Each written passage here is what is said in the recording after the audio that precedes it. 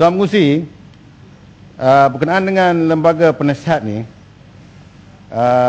Yang Berhormat Pematang Pauh tanya sama ada lembaga penasihat tidak mengikuti pengumuman Perdana Menteri berkaitan pemansuhan ISA atau sebaliknya.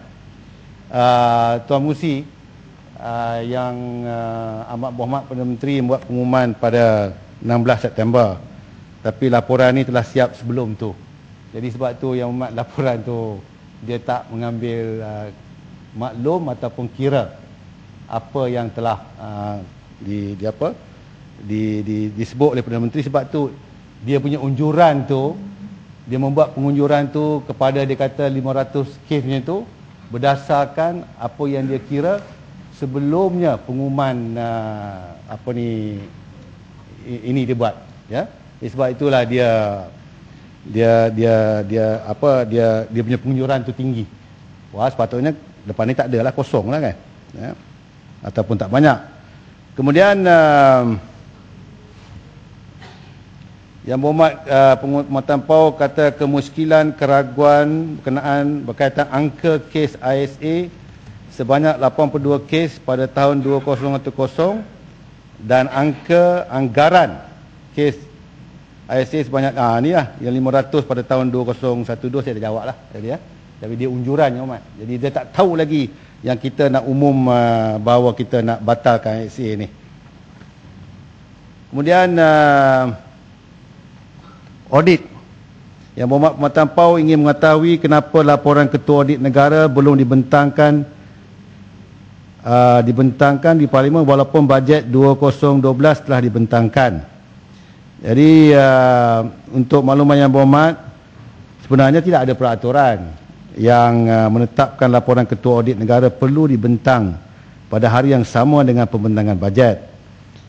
Sejak tahun 2009 dan 2010, laporan Ketua Audit Negara tidak dibentangkan pada hari yang sama dengan pembentangan bajet bagi membolehkan tumpuan kepada pembentangan bajet dan kedua-dua perkara mendapat liputan yang seksama untuk semua pihak. Laporan Ketua Audit Negara bagi tahun 2010 telah dibentangkan di Dewan Yang Mulia ini pada 24 Oktober 2011 bersekali dengan laporan maklum balas yang disediakan oleh Pemerintahan Malaysia. Jadi kita kalau boleh kita tak maulah sebab orang minat dengan audit dengan report ni pasal banyak keterisan semua. Jadi boleh tanya sikit. Kalau buat sekali tak boleh, Yang Berhormat. Ni saya ingat Yang Berhormat bertanding lagi di Ketua Bangkang ni, saya tahu. Tak apa. Soalan ni sikit. Jadi boleh? soalan ni dibangkit. Hormatlah sikit ni Ketua Bangkang punya soalan saya jawab. Jadi oleh kerana itu, Yang Berhormat, kita tak mau. Maknanya hari kita buat bajet, hari tu kita keluar, orang konsentrate tentang audit je. Sebab audit ni syok.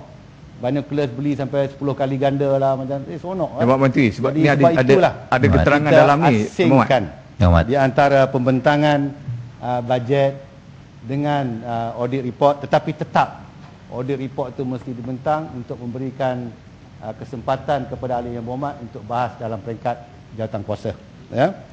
Tuan Pengerusi, audit juga cadangan ditempatkan pegawai Jabatan Audit Negara di jabatan tentu. Jabatan Audit Negara boleh.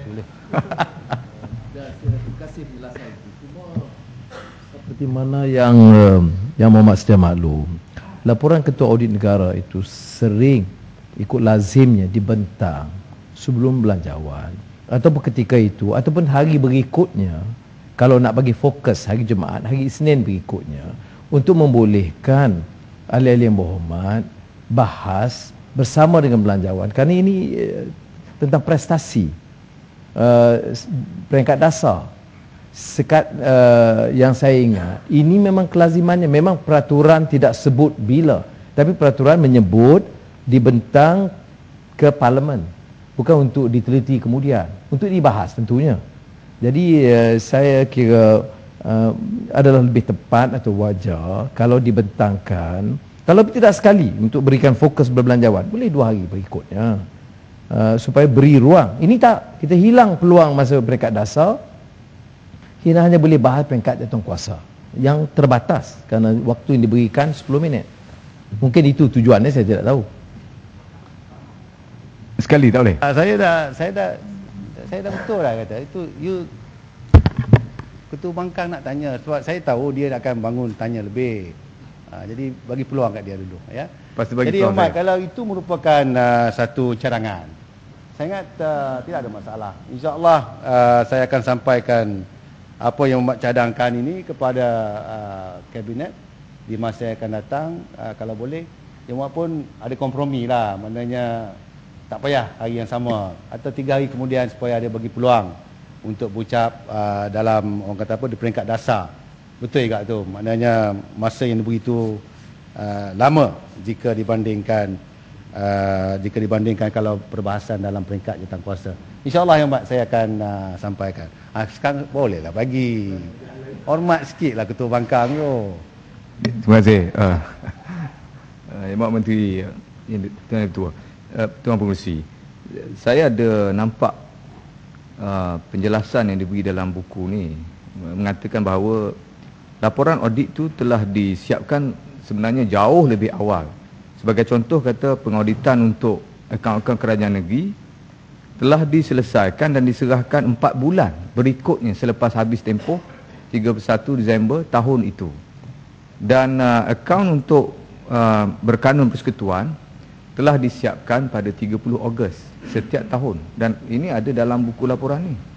Jadi agak tempoh tu panjang daripada tempoh telah diselesaikan, telah dimuktamadkan sehingga dibentangkan. Itu yang menjadi orang kata persoalan tu, kenapa jadi lambat sangat. Terima kasih.